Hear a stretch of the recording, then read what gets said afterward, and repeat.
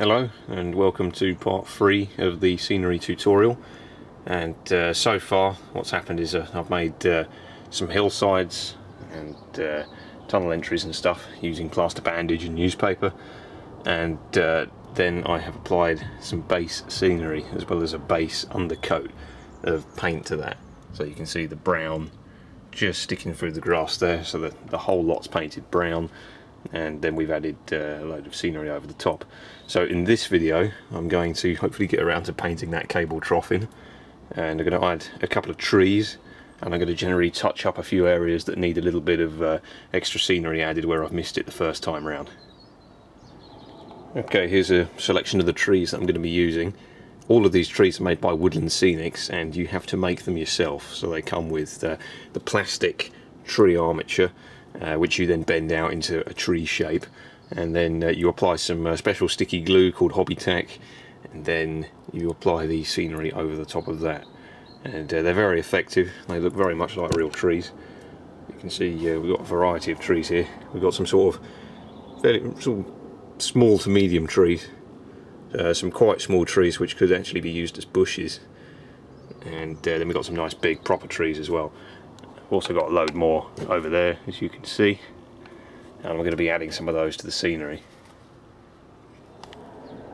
Now these trees have two methods of fixing them down. You can either use the base that you can see there, or you can do what I'm going to do, which is drill a hole and then use the tree, the actual stem of the tree, and then just drill a hole and plonk it in, and then it makes them a bit easier to glue down.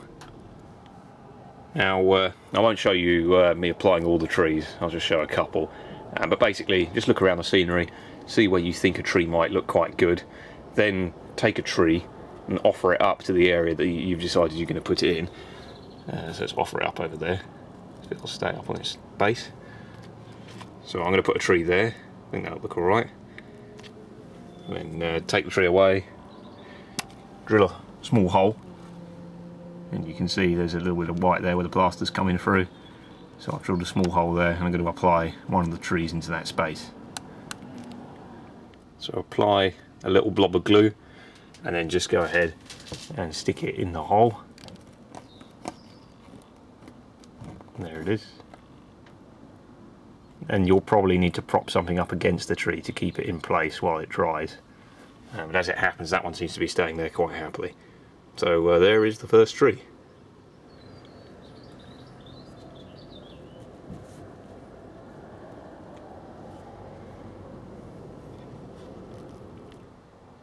You can see straight away what a difference the trees make.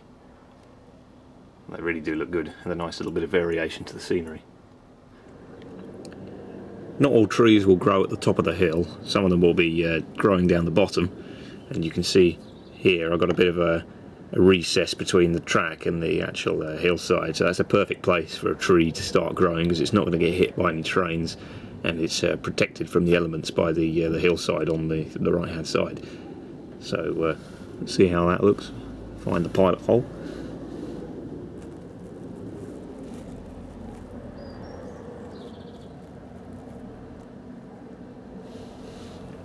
That looks quite good.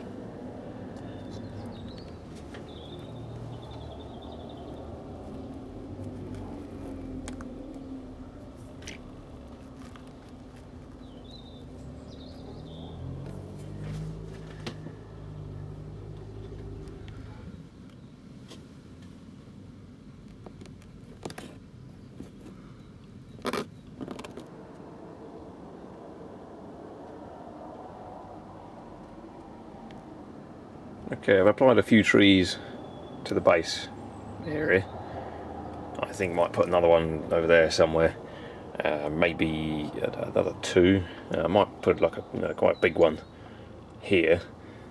Not too sure yet. But I'm going to put a load up here on this hillside because basically the idea is that the landscape goes up quite a large gradient, and it gets progressively more and more wooded until you end up in sort of a big forest, which is why the railway tunnels underneath it. Okay, I've added a few more trees. I've got a couple down here and then a little group of them up on the hill. Scenery's starting to build up quite well now. So I might just add maybe one more up there, and maybe another one around here somewhere.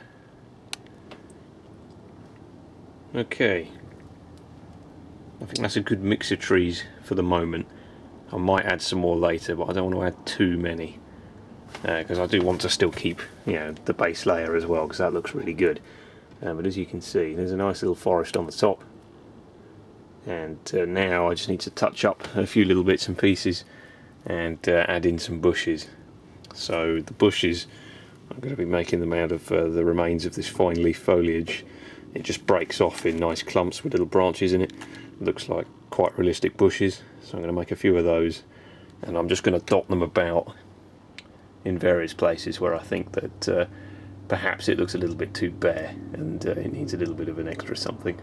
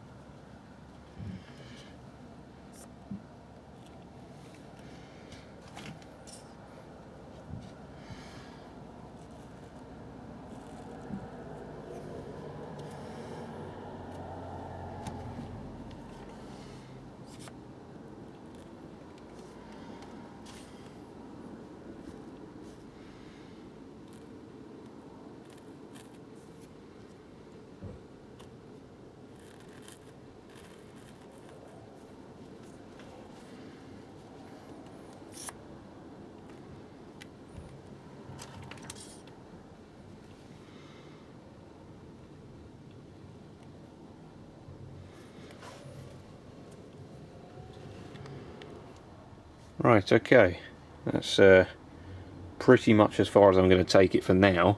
What I'm going to do now is just wait for it all to dry and then see if there's any other bits that I just want to touch up or add to, and then it's pretty much ready to go. Okay, there you go. The glue has pretty much dried now. There's still a few sort of bits that are visible, still a bit white, but that'll dry overnight. And on the whole, I'm very happy with how it's come out. There will be little bits I add in places, but at the moment it's looking pretty good.